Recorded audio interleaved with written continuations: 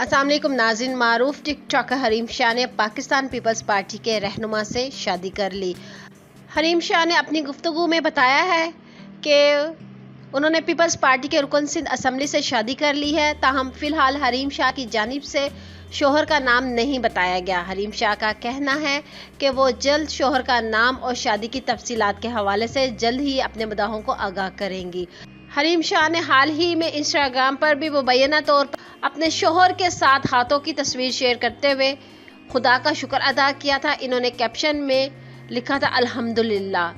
ताहम TikTok star ने यह वाज़िया नहीं किया कि वो जिनका हाथ थामे हुए हैं वो इनके शोहर हैं भी या नहीं। इस वीडियो में टिकटॉक स्टार हरीम शाह ने पीपल्स पार्टी के चेयरमैन बिलावल भुट्टो जरदारी से इजहार मोहब्बत किया है।